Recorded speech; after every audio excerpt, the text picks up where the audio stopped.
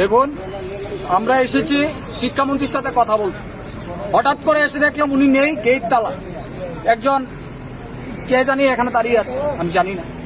আমরা এসেছি এখানে, দেখুন বুর্জ স্কুলের সব ছাত্রদের জন্য আমরা এখানে কথা বলতে এসেছি। মিনিস্টারকে আমরা দেখছি না, জানি না ওনারা তো ভয় কেন। বুর্জ স্কুলের শিক্ষক নেই।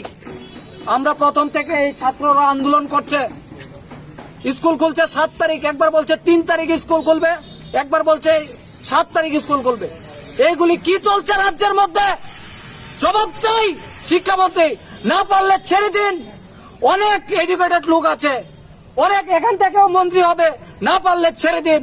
আপনাদের মতো শিক্ষামন্ত্রী লজ্জা থাকা উচিত, লজ্জা থাকা উচিত। এখানে পুলিশ এনে ডেকেছেন, এত ভয় কেন?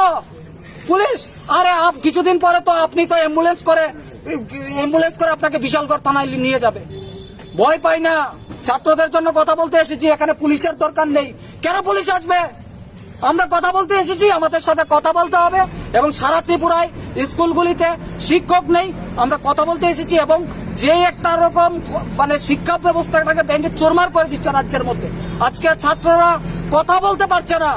কথা বললেই আক্রমণ, কথা বললেই হুমকি, এই হচ্ছে রাজ্যের পরিস্থিতি। তাই আজকে এসেছি আমরা কথা বলার জন্য, ছাত্রদের জন্য এসেছি। ছাত্রদের সাথে আমাদের সাথে কথা বলতে হবে, না হলে আমরা এখানেই আছি।